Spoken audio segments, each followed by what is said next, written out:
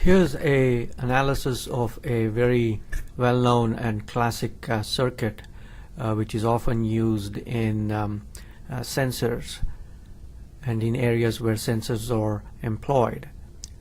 The name of the circuit is Wheatstone Bridge, and the circuit itself looks like the following.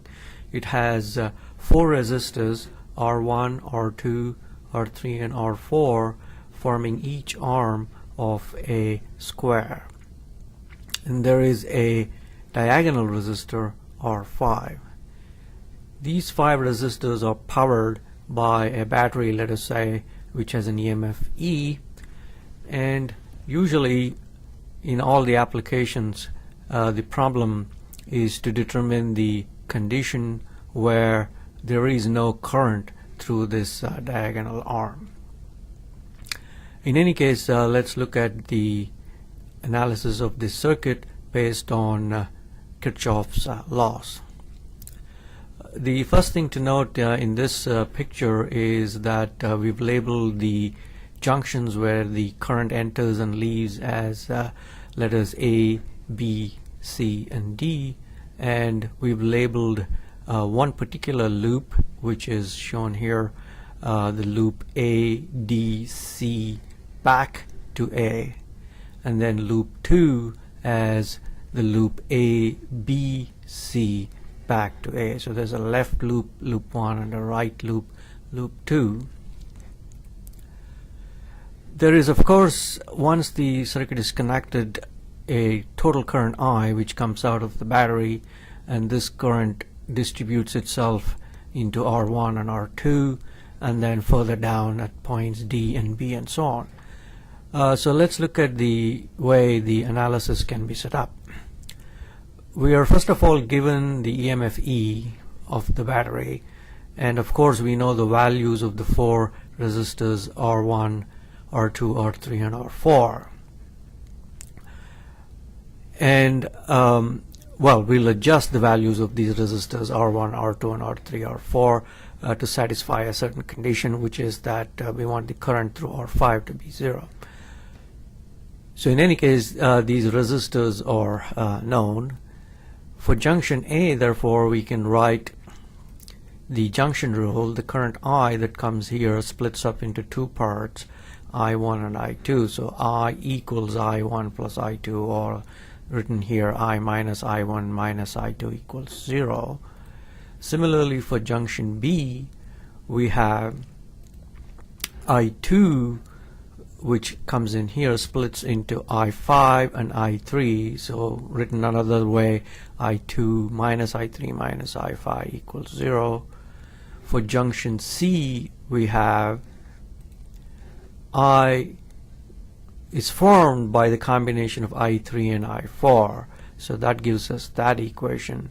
And finally, for junction D, we can write I1 equals I4 minus I5. So what's I1? I1 equals I4 going out that way minus I5 because it's coming into the junction D. So these are our 4 equations involving the current only, and we can also write 2 more equations involving loop 1 and loop 2, and that's shown next. So for loop 1, let's go back and see what loop 1 looks like. Loop 1 is A, D, C back to A. It has only R1 and R4. So loop 1 is A, D, C, A, R1 and R4 only, minus I1, R1, the voltage drop across R1, plus the voltage drop across R4 equals the EMF E.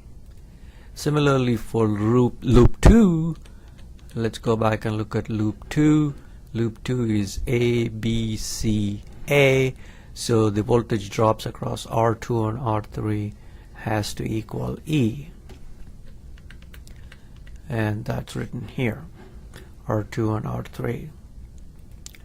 Thus we have 6 unknowns, the currents I1 through I5 plus the total current I, and now we've established 6 equations, the 4 equations on the previous page and two equations here to determine these 6 unknowns. So in principle it's possible to solve for all the currents. Instead of that, we're going to solve a different problem. So we're going to pose a question which is a lot simpler and ask ourselves, what is the condition that is needed so that I5 is equal to 0? So we want the current through the diagonal arm to be equal to 0. So in order to arrive at this condition, let's look at two different loops. Consider the upper triangular loop. So that's shown here. The current comes in at the junction A, splits into I1 and I2, and we can write the loop rule for this particular loop. So we have I1 R1, which is this one, minus I5 R5, because our I5 is going in this direction. So let's travel in that direction. That's plus I1 R1 minus I5 R5 minus I2 R2, because we're traveling against the current, and that equals 0. Or we can write this as I1 R1 equals I2 R2 for I5 equal to 0. So when this condition is established that the current is 0, we have simply that equation rewritten in this form. So the ratios of the resistors is equal to the ratios of the currents inverted. So the indices are inverted here. Similarly, for the lower triangular loop, which is shown here, we can write down I4 R4. So this is I4 R4 minus I3 R3 plus I5 R5, because going around the loop we are in phase or together with the current here and opposing the current there. And again, for I5 equal to 0, we have the condition that R4 by R3 equals I3 by I4. So the indices are reversed here. So we have now shown that the ratios of these resistors in these two arms, R1 and R2, are simply related to the currents in the same arms, but inverted. And similarly in this loop. Now we're going to use, instead of the loop rule, the junction rules at B and D. So we have at B the loop rule I2 equals I3 plus I5. So let's go back and look at junction B. So junction B is over here. I2 is equal to I5 plus this part here, I3. Since we made I5 equal to 0. And similarly at junction D, we have I1 plus I5 minus I4 equal to 0. So when I5 equal to this becomes I2 equals I3 and I4 equals I1 equals I4. So what does that mean? So let's go back and look at the original picture here. I4 equals I3. So when this current is 0, obviously current through that is equal to the current through that. Current through that equals the current through that. So that's all we are saying there.